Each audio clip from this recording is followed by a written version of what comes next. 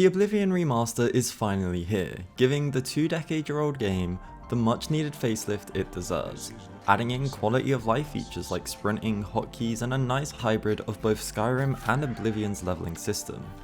That being said, it wouldn't be a Bethesda game if we couldn't mod it, and Oblivion's in a peculiar position for this.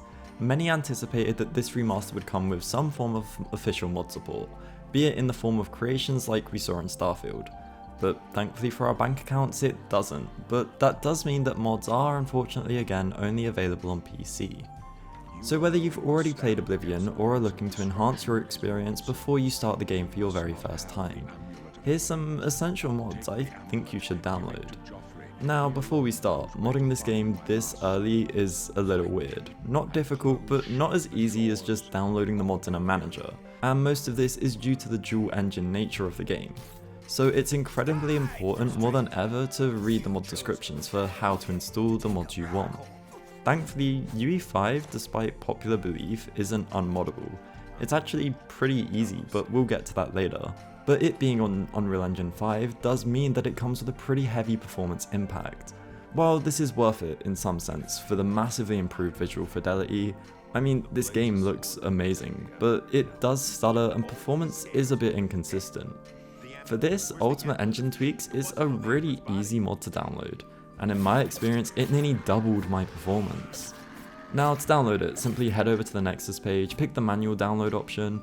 From there just drop the engine.ini into your Documents, My Games, Oblivion Remastered, Saved, Config, Windows folder. You might want to make a backup of the original just in case, but this mod removes stuff like film grain and chromatic aberration and tweaks some other stuff that can't be changed from the settings menu in game. But with this, Oblivion ran so much smoother for me. Prior to downloading this mod in the prison section, I was getting this horrible input latency that was seemingly gone as soon as I installed this.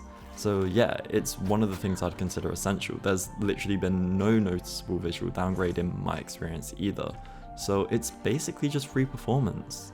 Now if you haven't played Oblivion before, much like Skyrim, the game does have leveled quest rewards. This means that if you get a unique weapon at a low level, it'll drop with lower stats than if you were to get it right at the end game. This is kind of annoying to say the least. There's nothing worse than getting a cool unique just for it to be outclassed by a weapon a common bandit will drop 10 levels later. Thankfully there was a mod for the original Oblivion called Balanced Unleveled Rewards by PushTeWinButton, and they've ported it to the remaster.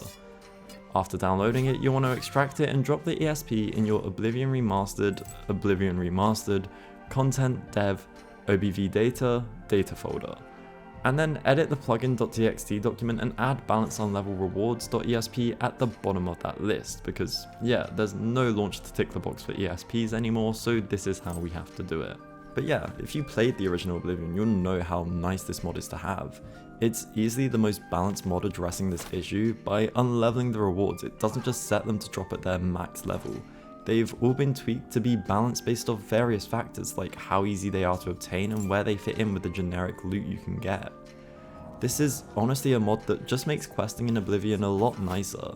It alleviates the worry of doing something too early, and that alone is a massive quality of life enhancement. Another mod by PushTeWinButton that's been ported to the remaster is leveled creature and item diversity, because yeah, this remaster is still Oblivion under the hood, so creatures will just straight up stop spawning once you get too high of a level, and as the world is, well, kind of empty, having even less enemies makes it feel that much emptier. Now this mod isn't going to add new enemy spawns or anything like that. Instead, it's just going to stop various creatures and items from not spawning because you're too high of a level. That being said, this mod isn't without issues.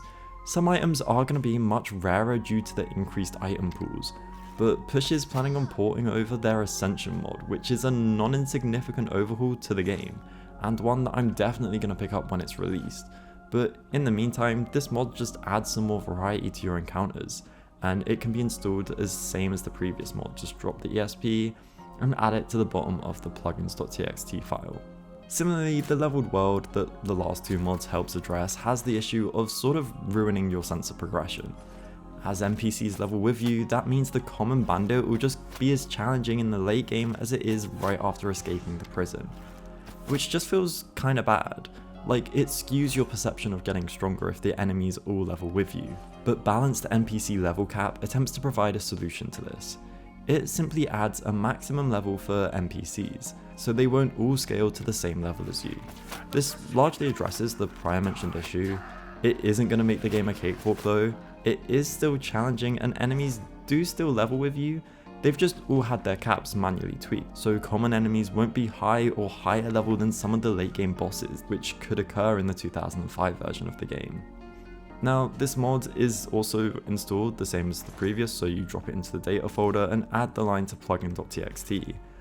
But as this is quite a comprehensive mod changing basically every NPC, you'll want to put it at relatively high up on the list, so above the last two mods that we mentioned. Now, probably the biggest change with the remaster, outside of the impressive visual upgrade and new leveling system, is the UI. It's something a lot of people were worried about prior to release due to some of the leaks, but it's actually not that bad. It does feel like a modernized Oblivion, although the main heads-up display has taken much more of a Skyrim route. But not surprisingly, there's already some mods that bring back that classic burger stack menu from the original game. Better HUD does just that. Now, it'll only touch the HUD and not any of the other UI elements in the game. But with this installed, it'll be more compact, with the compass being reduced in size and elements being moved to similar positions they had 20 years ago. Now, you do have to install this mod a little differently. Instead, drop it to your Oblivion Remastered, Content, Packs, Mod folder, and if you don't have a mods folder, you can just make one. From there, just drop the 3 files in and you're good to go. No need to edit a plugin.txt or anything. Before you download this though, there are multiple different versions of the mod, from one that just reduces the compass size, to ones that also change the stamina, mana and health bar to be in their original positions. The latter, you'll need to pick up the version that you need depending on the aspect ratio you're playing the game at. But yeah, this is a really nice mod, and it just cleans up the screen a lot. If you do want the proper original feel though, you can combine better HUD with simple classic HUD, to bring back the scroll-like textures that OG HUD had. It'll change the health bar, stamina bar, mana bar and compass to all resemble the base games more. In a similar vein, Oblivion Fonts Remastered will allow you to replace the default fonts used in-game for some more medieval style ones. There's quite a selection of fonts to choose from, and you're seeing the photos from the mod page on screen now. Personally, I'd suggest going for the Andada font. It's just clean whilst being stylized. It's really easy to read, more so than the others in my opinion. But if there is another one you prefer here, there's nothing wrong with using that. Now, for installing it, it's pretty similar to the other mod. Extract the downloaded file, pick the folder with the fonts you want to copy, and then copy them over to your Packs Mods folder. But if you think we're done tweaking the UI, we're not. Less ugly black Infoboxes is installed the same way as the previous two, and it simply reduces the opacity of the black boxes behind much of the text in the game, which can be pretty obtrusive. You can still see there is a background to them, but it's a lot subtler, while still being easier to read than just removing them outright. And if you're playing on keyboard and mouse, FuzzUI interface tweaks is another UI mod you'll probably want to pick up. It's pretty simple. After downloading it, the same as the other couple mods where you just drop it in the packs folder, you'll notice that the containers menu is a lot more compact. This just makes it a lot more convenient to see your items, reducing the need for unnecessary scrolling that the remaster inherited from the original game. There are apparently going to be more UI tweaks released under FuzzUI, and honestly I'm here for it. It's a simple mod that massively improves the usability of the UI. And finally, as this is a Bethesda game after all, it's not unlikely you'll encounter a bug or two, like this one I got in Caites.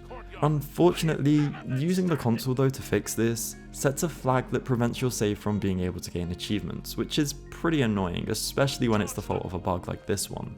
But Baka Achievement Enabler prevents this, allowing you to still get achievements after using the console. Now, this isn't retroactive, so you won't be able to load a save and get all of the achievements you've missed, but installing it before you start is a really good idea, just as sort of a safety against some unintended bugs that force you to open the console. This mod does have to be installed into your root folder, so the one that has the Oblivion exe in it, but after drag and dropping the extracted files in, you're good to go. With that being said though, these are just the mods I suggest you download before you start your adventure in the remaster. Granted, some of the UI mods are personal preference, you don't need to download any of these mods to enjoy the game, but in my opinion they make the experience that much better, and they'll all be linked in the description below. Anyways, I hope you enjoyed. If you did, maybe consider liking or subscribing. If you want to see some more Oblivion mods, I'll probably cover them. But I hope to see you all next time.